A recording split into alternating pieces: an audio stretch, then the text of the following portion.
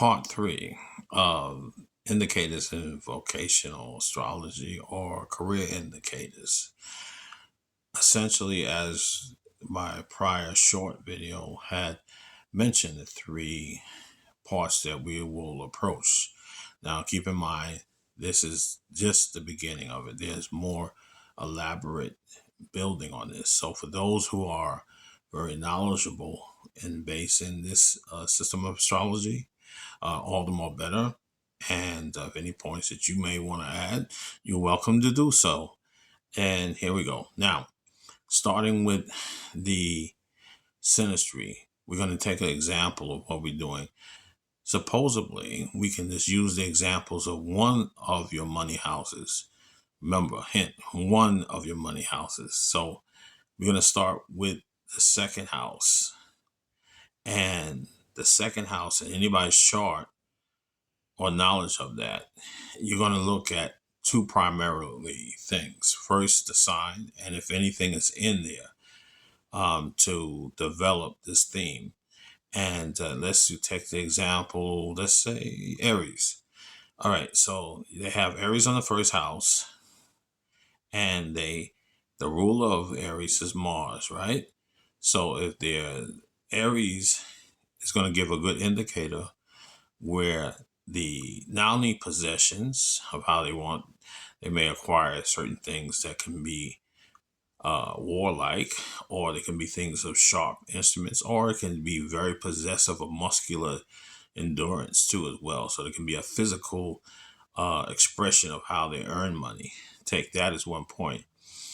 And wherever that Mars is, you want to do point one, the synastry. Now, keep in mind, we can use other techniques because we're now in the data or AI age. Look at one start, but not least, is the Yahoo Finance. And you can look at that and look at the day of incorporation for certain companies. Maybe some of y'all had a light bulb to say, okay, we can use this in investment, which is a strategy, but we will have to, add a little bit more to that naturally. And looking at the corporations of any jobs that was incorporated during the Aries, that could be a good indicator if one is seeking employment. Now, maybe one is not. Maybe one is want to be a self-starter, because that would also be a Mars or Aries thing in the second house, right? So we can look at that. Now, you can also, a person can maybe, it means in working in firefighters, police work, military as well. This could be a person that deals with weapons as well.